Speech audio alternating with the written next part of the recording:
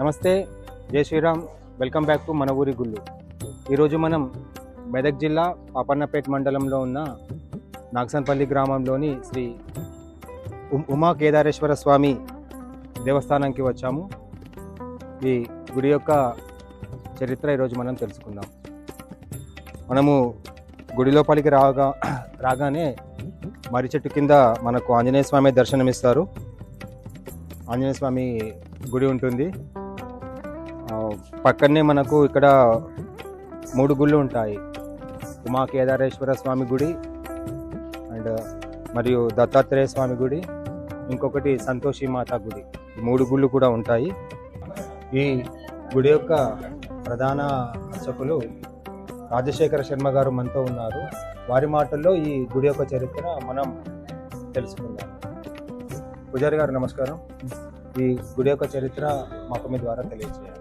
ఈ గుడి మదనానంద స్వామి వారి ఆధ్వర్యంలో బసవకళ్యాణి పీఠాధీశ్వరులు సదానంద ఆశ్రమము కర్ణాటక రాష్ట్రంలో ఉన్నటువంటి మా గురువు గారైనటువంటి మదనానంద స్వామి వారు ఈ గుడిని ప్రతిష్ఠించారు.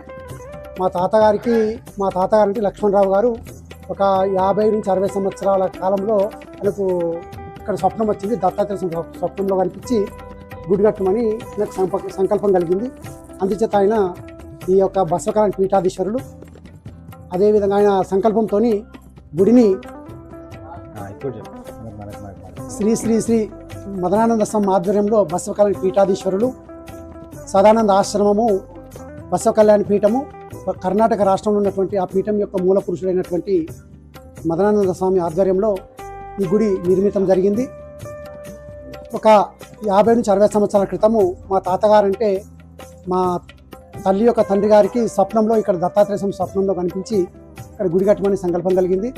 ఆయన ఆ స్వామి మదనానంద స్వామి ఆధ్వర్యంలో ఈ యొక్క గుడిని ప్రారంభం చేసిండు. అప్పటి నుండి మధ్యలో శ్రీ ఉమా కేదారేశ్వర స్వామి క్షేత్రము, ఉపాలయాలుగా దత్తాత్రేయ స్వామి మరియు సంతోషమాత, వీరాంజనేయ స్వామి దేవాలయాలు ఇక్కడ నిర్మించారు. ఇక్కడ మదనానంద స్వామి వారు ప్రతి సంవత్సరంలో వార్షికోత్సవానికి వచ్చి ఇక్కడ పాల్గొని వెళ్తుండేటువంటి వారు. ఆయన బ్రహ్మీభూతులు అయిన తర్వాత వారి ప్రియశిష్యుడకు మాధవానంద స్వామి ఆధ్వర్యంలో ప్రతి నెల కూడా ఇక్కడ భక్తుల సహకారంతో ఒకరోజు అన్నదానము మరియు రుద్రాభిషేకం జరుగుతుంది. ఇది ఇంచుమించు ప్రతి ఉగాది తెల్లారి వార్షికోత్సవం అవుతుంది. ఇంచుమించు 5 నుంచి 600 మంది కూడా వచ్చి ఈ కార్యక్రమం పాల్గొంటారు. ఆ రోజు రుద్రాభిషేకాలు, కుంకుమార్చనలు మరియు సామూహిక సత్యనారాయణ కథలు, ముఖ్యంగా అన్నదానం ఉంటుంది. అన్నదానం కూడా బఫే సిస్టమ్ కాకుండా అందరూ కూర్చుని పెట్టి భోజనాలు ఉంటాయి. ఎటువంటి నిలబడి బఫే సిస్టమ్ ఉండదు. ఈ యొక్క స్వామివారి ఆధ్వర్యంలో గత 20 సంవత్సరాల నుంచి కూడా అన్నదానం జరుగుతుంది. ఈ గుడి భక్తులు ఎలవేల్పుగా విలసిల్లుతున్నది. ఇక్కడ ఎవరు ఏ కోరిక కోరుకొని ఈ యొక్క ఉమా కేదారేశ్వరుని ధ్యానం చేసుకున్నా, ప్రార్థించుకున్నా వారి యొక్క కోరిక నెరవేరుతున్నాయి. అందుకోసం ఈ గుడి కూడా దినదినాభివృద్ధి చెందుతూ మెల్లగా అభివృద్ధి చెందుతుంది. ఈ యొక్క భక్తుల సహకారంతో అంతా కూడా జరుగుతున్నది. అదేవిధంగా ఈ గుడి ఎటువంటి ఆదాయం లేకున్నా కానీ మా తాతగారు కట్టిన గుడి కాబట్టి నేను పట్టించుకొని ఉంటున్నా. నాకు అన్ని విధాల ఈ ఉమాకేశు దయతోని అన్ని విధాలా నాకు సకల సంపదలు ఐశ్వర్యాలు కలిగినాయి. అదేవిధంగా భక్తులందరూ కూడా చల్లగా ఉండాలని ఈ కేదార్ దర్శనం చేసుకుని శుభం కలగాలని కోరుకుంటూ ధన్యవాదాలు.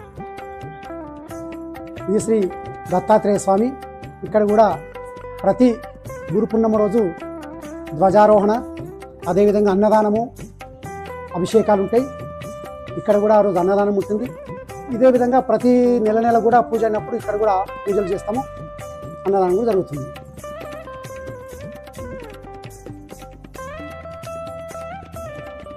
ఈ అమ్మవారు సంతోషమాత.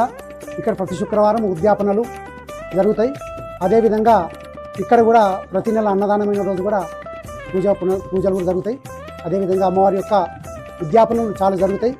ఇక్కడ సంతోషమాత అనే గుడి ఎక్కడ లేదు, ఫస్ట్ ఇక్కడనే ఉండే 60 సంవత్సరాల క్రితము. కాబట్టి ఇక్కడ భక్తులు చాలామంది వచ్చి అమ్మవారి యొక్క ఉద్యాపన చేస్తారు. ఇక్కడ మనకు మహాశివరాత్రి పర్వదినంగా ఏమన్నా పూజా కార్యక్రమాలు ఆ విధంగా ఏమన్నా జరిగాయి? మహాశివరాత్రి పర్వదినం అంటే అవుతాయి, కానీ మేము రెండోద్భవ కాలంలో కంపల్సరీ వచ్చి ఇక్కడ అభిషేకాలు చేసుకుంటాం. ఈ గుడి మనకు ఏడుపాయల నుంచి 5 కిలోమీటర్లు ఉంటుంది మరియు మెదక్ నుంచి దాదాపు 9 కిలోమీటర్లు ఉంటుంది.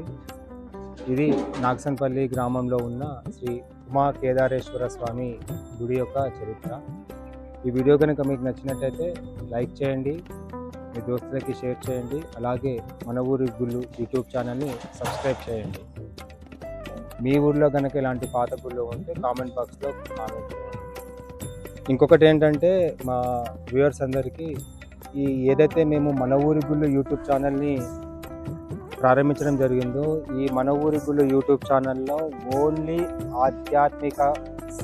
ఆధ్యాత్మికానికి సంబంధించిన కంటెంట్ మాత్రమే ఉంటుంది. అండ్ మా ఛానల్లో ఎలాంటి ఫ్రాడ్ యాప్స్ ఏవైతే ఉంటాయో ఆ యాప్స్కి అయితే మేము ఎలాంటి ప్రమోషన్స్ కూడా చేయట్లేదు. ఓన్లీ ఆధ్యాత్మికత సంబంధించిన కంటెంట్ మాత్రమే మా ఛానల్లో ఉంటుంది. మా ఛానల్ పేరు వచ్చేసి మన ఊరి గుళ్ళు. అంటే ఎవరైనా కానీ వాళ్ళ మనసులో మా ఛానల్ పేరు తలుచుకుంటే కనుక వాళ్ళకే అర్థమవుతుంది, అరే ఈ ఛానల్ పేరు మన ఊరి గుళ్ళు అని. అంటే ఇది మీ ఊరి గుళ్ళు మా ఊరి గుళ్ళు కాదు, మన ఊరి గుళ్ళు. వాళ్ళ మనసులో అనుకున్నా కానీ అది మన ఊరి గుళ్ళే అవుతుంది. సో దయచేసి మా ఛానల్ని ఆదరించండి. ఇంకా ఇలాంటి పురాతన గుళ్ళకు మేము పూర్వ వైభవం తేవాలని చాలా కష్టపడుతున్నాము. దయచేసి మమ్మల్ని సపోర్ట్ చేయండి. ధన్యవాదాలు. మన ఊరి గుళ్ళు ఛానల్ని సబ్స్క్రైబ్ చేసుకోండి, లైక్ చేయండి, సబ్స్క్రైబ్ చేసుకోండి, షేర్ చేయండి, లైక్ లైక్ చేయండి.